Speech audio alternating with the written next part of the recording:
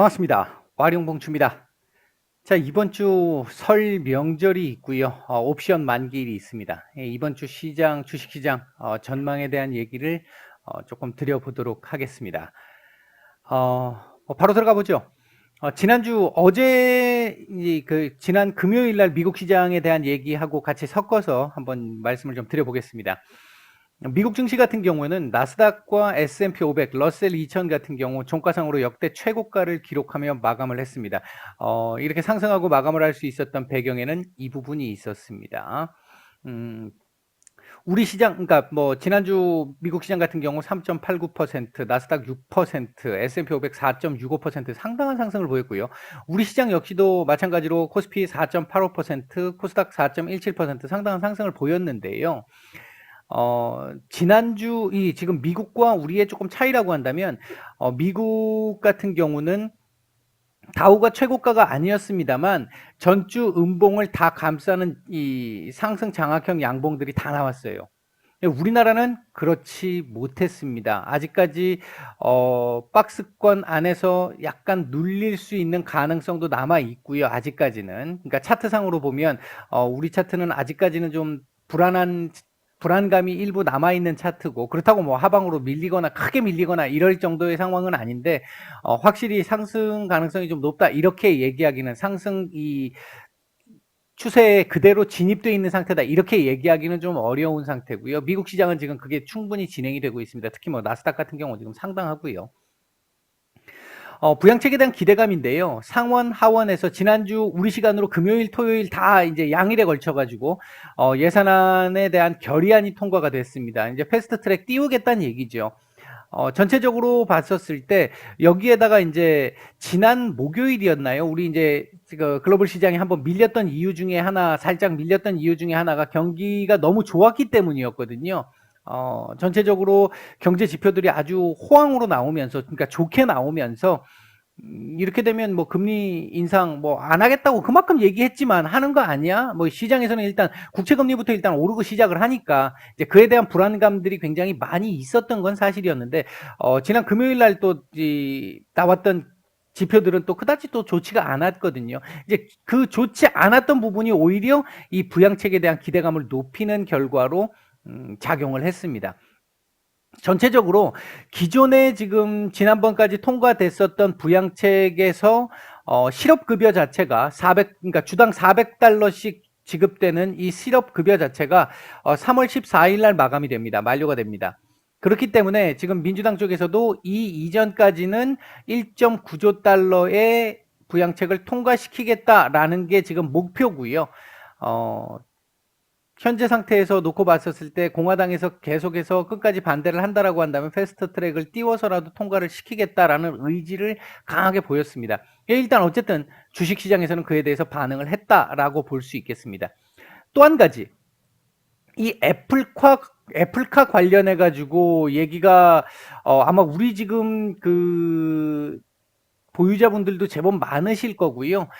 우리 시장에 상당히 큰 영향을 지금 뭐 그동안 지금 주었기 때문에 차 관련 섹터들이, 자동차 섹터들이 상당히 많이 올랐던 부분들도 이 부분에 기인한 부분들이 상당히 많았습니다. 근데 지난 금요일 날 장 마감 이후에, 우리 시간으로 장 마감 이후에 현대 기아차와 애플 간에 루머가 돌았죠. 잠정 중단을 했다. 블룸버그 통신에서 나온 얘기인데, 그 발표를 했던, 이 보도를 했던 기자가 애플의 10년 이상 이렇게 취재를 했던 기자라고 해서요. 나름대로 조금 신뢰도는 있어 보입니다. 근데 또 하나 그 뒤에 새롭게 나온 내용을 보면요. 애플 관련자이라고 하는데 누군지 이제 밝히지 말아달라고 이제 내부자의 이야기가 좀 나온 부분이 있는데, 일단 이 현대 기아차 쪽에서 애플과 협의 중이다라고 하는 얘기가 지난주 뭐 계속해서 나왔잖아요. 나왔는데 이거에 대해서 현대의 기아차 쪽에서 간접적으로 부인을 했다라고 하는 이 부분들이 아직 뭐 확정된 바 없고, 이런 식으로 계속해서 나왔던 부분들이 애플을 화나게 한 것 같다. 이렇게 이제 내부자 쪽에서 나온 얘기가 그렇습니다. 이제 현대차 쪽에서는 이 현대에서 지금 생산을 할 것이냐, 기아에서 생산할 것이냐, 애플카 자체를 이거에 대해서 지금 아직 조율이 안 된 걸로 보여지는데, 그래서 그것 때문에 지금 문제가 된 걸로 보여지는데, 일단 지금 나온 얘기는 일본 기업들과 협의를 지금 계속 하고 있다, 이렇게 얘기가 지금 되고 있는 상태고, 한편으로 보면 애플 입장에서는 급할 게 없는 입장이고요. 현대 기아차 쪽에서는 조금 좀 다급할 수 있는 내용인데, 그렇다고 해서 이게 뭐 끝났느냐? 애플과 그러면 완전히 결렬이 됐느냐? 그건 전혀 아닙니다. 전혀 아닌데, 일단 이 월요일 날 우리 시장에는 영향을 줄 수밖에 없겠죠. 이 부분은요. 일단 월요일 영향이 나오긴 나올 겁니다. 이 부분에 대해서. 오늘까지, 내일 새벽까지 추가되는 긍정적인 이슈가 나오지 않는다면. 다만 글쎄요, 이제 조금 불안정한 요소 속으로 들어갈 수 있는 상황은 될 텐데, 왜냐하면 일본 기업들과 협의를 하면서 조건이 더 좋아진다, 혹시라도 더 좋아진다라고 하면 이제 조금 문제가 될 여지가 좀 남아 있다라는 거죠. 그동안 그런 여지가 없던 여지가 생겼다라는 부분이고, 그렇다고 해가지고 뭐 안 될 거라고 생각되지는 않는데, 이제 이건 조금 더 지켜봐야 될 것 같습니다. 만약에 회담이 재개가 된다면 기아차의 조제 공장 쪽의 가능성이 좀 높아 보인다. 여기까지가 그 내부자 분의 얘기였습니다. 뭐 제 얘기가 아니고요. 일단은 그래서 완전히 캔슬된 건 아니다라고 보시면 될 것 같고요. 이 부분은 뭐 조금 더 지켜봐야 되겠습니다만, 월요일 하루짜리나 아니면 하루 이틀짜리 정도의 이슈가 될 가능성이 조금 높습니다. 현대기아차 쪽에서도 뭔가 대응이 나올 거라고 볼 수 있을 것 같고요. 자, 그다음 이제 지난주 또 우리 시장에서 이 주목을 했어야 되는 내용들이 미중 갈등입니다. 대만 문제, 홍콩 문제 관련해 가지고 지금 미국이 본격적으로 목소리를 내기 시작했고, 남중국해 이 뭐 지금 항모 진출 뭐 이런 얘기들 지금 본격화되기 시작을 했고요. 이제 뭐 그전에 이런 얘기가 있었잖아요. 미국이 돌아왔다. 바이든 대통령이 그 얘기를 했었는데, 뭐 지금 러시아 쪽하고도 그렇고요. 지금 이제 본격적으로 예전의 미국의 모습으로 좀 돌아가려고 하는 모습들이 지금 조금 있습니다. 제가 지난번에 중국의 동북공정과 관련된 부분을 하나 말씀을 드렸는데, 이제 그 부분과 관련해 가지고 지금 대만, 홍콩 문제도 그것과 관련이 있죠. 지금 이 문제와 뭐 심지어 최근에 뭐 우리나라 같은 경우 김연아도 지금 뭐 조선족이다 이런 지금 중국 쪽의 얘기들 나오고 있고, 뭐 그게 지금 공공연하게 쓰인다고 하던데, 이 부분은 나중에 다시 한번 조금 내가 또 말씀을 한번 드려볼게요. 얘네들이 이게 지금 지들이 동북공정을 하면서 장점이라고 얘기했던 55개의 소수민족으로 구성되어 있다라고 하는 이 부분이 결국 나중에 약한 고리가 될 수 있기 때문에 그 부분은 나중에 따로 뭐 주식과 관계없이 한번 말씀을 한번 드리도록 하고요. 그 다음 지난주 우리 시장을 크게 쥐고 흔들었던 것 중에 하나는 중국의 유동성 회수였죠. 지난 금요일 날도 일단은 한 800억 위안 정도가 회수가 됐어요. 회수가 됐는데 15금리가 지금 급등을 한 상황이었기 때문에, 이게 급등하면 많이 이제 주가에 충격을 주고, 요게 이제 또 조금 좀 나아지면, 조금 하락을 하면 주식시장이 조금 한숨을 돌리고 하는 모습이었는데요. 이번 주도 이제 이 유동성 회수 부분은 계속해서 지켜봐야 될 부분입니다. 상당히 중요해졌어요. 이 부분이 테이퍼링과 관련이 있잖아요. 지금 이제 그거기 때문에 그렇습니다. 중국 쪽에서의. 그다음에 이제 기업 실적들과 관련해 가지고 얘기 나온 거를 보면요. 현재 한 S&P 500 기업들을 기준으로 놓고 봤었을 때 대략 한 60% 가까운 기업들이 실적 발표를 했고요. 그 중에 한 80% 전후의 기업들이 시장 예상치를 상회하는 서프라이즈 실적을 일단 기록을 했습니다. 미국 기준으로 이게 주가 수익 비율이 지금 현재 22배 정도 되는데요. 이것도 참 예전에 참 많이 드렸었죠. 이런 말씀. 드리고 싶은 말씀이 되게 많은데, 22배 정도 되는데, 얘네들 10년 평균이, S&P 500을 기준으로 10년 평균이 약 15.8배, 16배가 조금 안 됩니다. 안 되는데, 우리나라 같은 경우 뭐 7, 8배 계속 왔다 갔다 하다가 9배에서 10배 사이 왔다 갔다 하면 항상 두드러 맞고 내려와서 계속 박스 피었잖아요. 지금 현재 우리가 한 14배에서 15배 정도 되는데 문제가 많다라는 쪽에 이 얘기들이 되게 밸류가 높다라는 고밸류 쪽에 얘기들이 되게 많이 나오잖아요. 이거하고 이렇게 비교를 좀 해봤으면 좋겠어요. 이게 사실 올바른 게 아니잖아요. 코리아 디스카운트잖아요. 이게. 왜 우리가 그들이 씌워놓은 코리아 디스카운트에 우리 스스로 자꾸 이 내재화해가지고 합리화를 하는지 참 좀 아쉽습니다. 이 부분은요. 어쨌든 뭐 그런 부분들이 지난주 문제 이제 주요 주목해야 될 이슈들이었다. 게임스탑 같은 경우는 지난 금요일 날 조금 올랐죠. 한 20% 가까이 올라왔는데 일단은 모든 제재들이 다 해제가 되면서 정상화가 됐고요. 국내 공매도 관련한 이 외국인들의 쇼커버도 있었다는 소식이 있었는데 이 부분은 요 다음 영상에서 한번 이 공매도 관련해 가지고 또 정부 측에서 얘기한 부분에 이 반대되는 제가 조금 반박을 할 수 있는 말씀을 좀 드려보도록 하겠습니다. 저는 개인적으로 공매도를 해제해야 된다, 없애야 된다라고 주장하는 사람은 아닙니다. 있어야 된다고 보는 사람인데 지금 우리가 하고 있는 방향이 잘못됐다는 걸 말씀드리고 싶어요.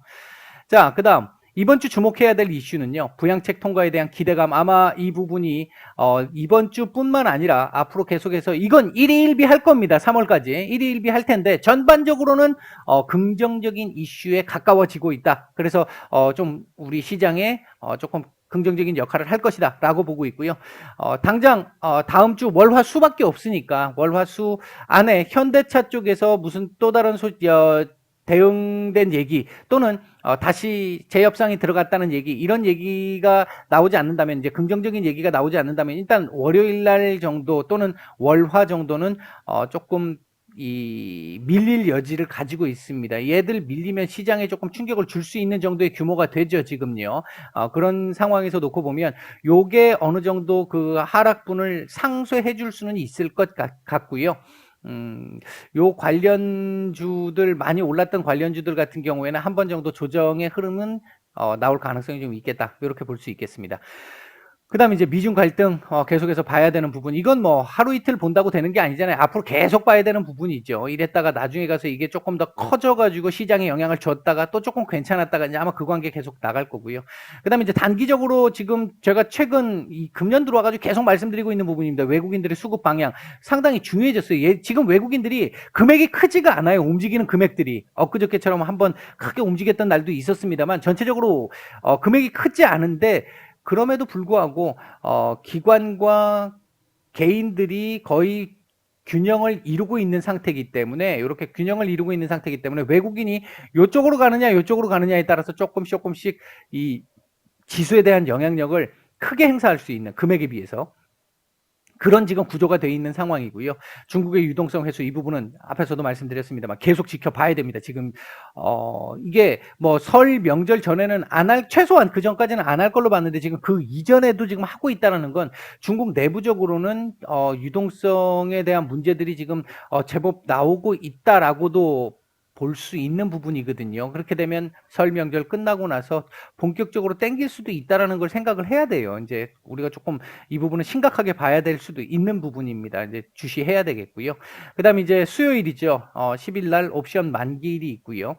명절 효과라고 제가 이거 썼던 거는 월요일이 보통 이제 D+2 체제에서 금요일 날 현금화를 하려면 명절을 앞두고 현금화를 어느 정도 하려면 D+2니까 월요일 날 현금화를 해야 되겠죠. 월요일 날 이제 매도를 해야겠죠.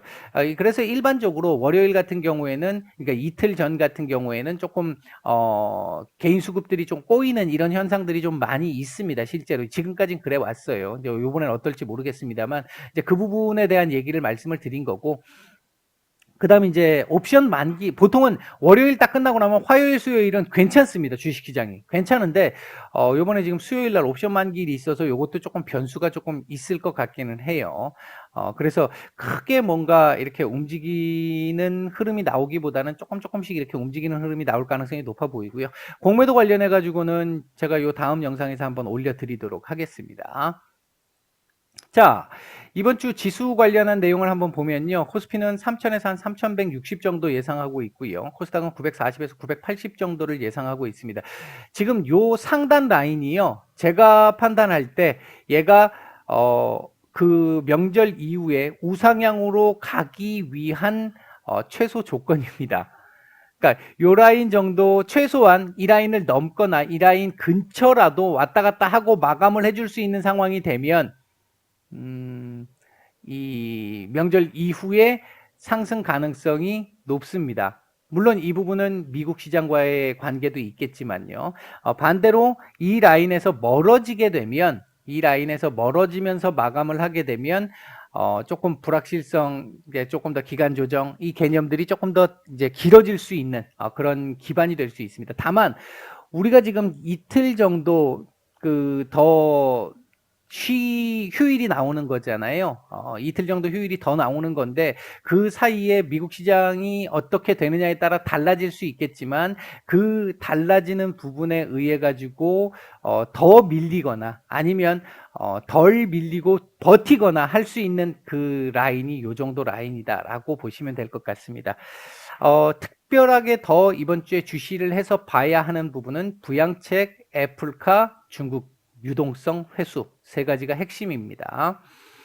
관심 섹터는 지난주에도 말씀을 드렸던 그대로입니다. 인프라법 관련한 섹터들은 크게 움직임이 나오지는 않았고요. 지난주에 친환경 섹터는 금요일날 한번 오후장에 한번 바람이 한번 불었었죠. 아마 이 부분은 조금 더 불 겁니다. 국내 자체 풍력 이슈 때문에 나타났던 건데 국내뿐만 아니라 지금 미국 쪽에서도 계속해서 나오게 될 거예요. 이 부분은. 그래서 조금 이 스윙의 시각에서 놓고 본다고 한다면 한 주만 놓고 보는 게 아니라 스윙의 시각으로 조금 더 넓게 본다라고 한다면 충분히 이 섹터들은 가능성이 좀 높은 섹터들이다라고 말씀을 드릴 수 있을 것 같습니다. 대략 말씀드리고 싶은 내용은 요 정도고요. 공매도 관련한 부분 하나 추가적으로 마치고 하나 더 올려드리도록 하겠습니다. 남은 휴일 잘 보내시고 마치겠습니다.